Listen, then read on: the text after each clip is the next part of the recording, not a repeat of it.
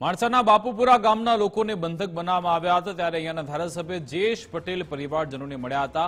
બાપુપુરા ગામના બંધક કરાયેલ લોકોના પરિવારજનો સાથે મુલાકાત કરી ધારાસભ્ય જયેશ પટેલે ગૃહમંત્રીને પત્ર લખી માહિતી આપી હતી। કેન્દ્ર અને રાજ્ય સરકારના પ્રયત્નોને કારણે બંધકો આખરે મુક્ત થયા છે। કેવી રીતે અત્યારે હાલ આ 4 લોકોને લાવવામાં આવ્યા છે, શું આગળની કાર્યવાહી કરવામાં આવશે? અત્યારે તો બાળકો હેમખેમ પરત આવે છે, એનો આનંદ છે। હજુ બાળકોની સાથે વાતચીત થાય, કેવી રીતે એમને લઈ ગયા હતા, કેવી રીતે એમનું કિડનેપ થયું, કેવી રીતે શાના માટે એમને માર મારવામાં આવ્યું, એ બધી રૂબરૂ હમણાં ચર્ચા થાય પછી આપણી સાથે વાત કરી શકીએ। ખાસ આપે પણ જે મુખ્યમંત્રી અને ખાસ કેન્દ્રીય ગૃહમંત્રીને પત્ર લખ્યો હતો, કેટલી જહેમત બાદ જે છે તે સરકારની જહેમત બાદ આ લોકોને છોડવામાં આવે, શું વિગત સામે આવી છે?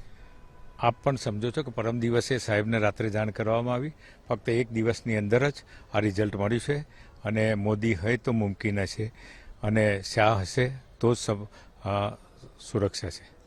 સર, જે રીતે ખાસ વિદેશ જવાની ઘેલછામાં ઘણા લોકો જે છે તે અગાઉ પણ પરેશાન થયા છે, ફરી નવો કિસ્સો આવ્યો છે, કેવી કાર્યવાહી થવી જોઈએ, કેવા કાયદા બનવા જોઈએ, કેવા એક્શન લેવા જોઈએ?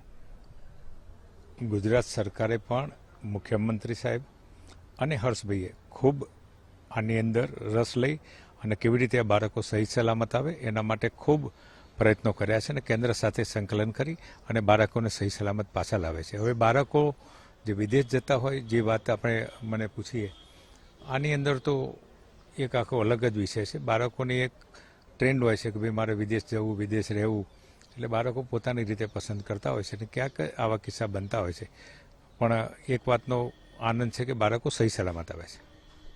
તો ખાસ કરીને આ હતા જયેશ પટેલ, માણસાના ધારાસભ્ય, જેમને કહ્યું કે અત્યારે હાલ જે 4 લોકો છે જેમને બંદી બનાવ્યા હતા તેમને પરત અને સમગ્ર વિગત તપાસ બાદ બહાર આવશે। કેમેરા પર્સન યોગેશ ઠક્કર સાથે સચિન કડિયા, ગુજરાત ફર્સ્ટ, ગાંધીનગર।